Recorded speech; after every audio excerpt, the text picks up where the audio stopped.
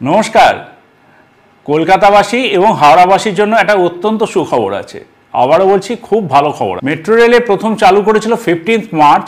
ওই সেকশনটায় 15 মার্চ এই বছর 2024-এ হাওড়া ময়দান থেকে নতুন যে মেট্রো এসপ্ল্যানেড স্টেশন আছে সেখান পর্যন্ত গঙ্গার নিচে দিয়ে আমরা সোম থেকে শনিবার পর্যন্ত এই সেকশনে মেট্রো চালাতাম।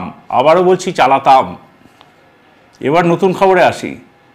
এবার থেকে রবিবারও মেট্রো চলবে। কি ভালো খবর তো! হাওড়াবাসী এবং কলকাতাবাসী সবার জন্য এটা ভালো। এবার থেকে রবিবারও মেট্রো চলবে, কিন্তু টাইমিংসটা একটু আলাদা।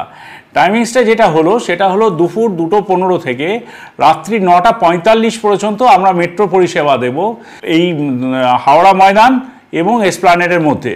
প্রত্যেক 15 মিনিট অন্তর অন্তর আপনারা মেট্রো পরিষেবা পাবেন 1 সেপ্টেম্বর থেকে।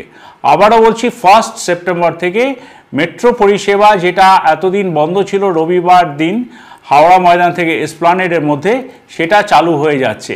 কিন্তু টাইমিংসটা আপনাদের একটু নোট করে রাখতে হবে বা মাথায় রাখতে হবে বা বন্ধুবান্ধবদের এখন থেকেই জানিয়ে রাখতে হবে যে মেট্রো পরিষেবা গঙ্গার নিচে দিয়ে পাওয়া যাচ্ছে দুপুর 2:15 থেকে রাত্রি 9:45 পর্যন্ত প্রত্যেক রবিবার এবং 15 মিনিট অন্তর অন্তর।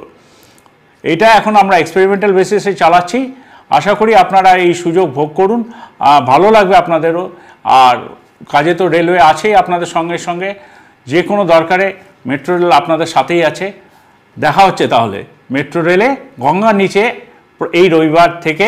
প্রত্যেক রবিবার আপনারা আমাদের সঙ্গে সফর করুন। ধন্যবাদ।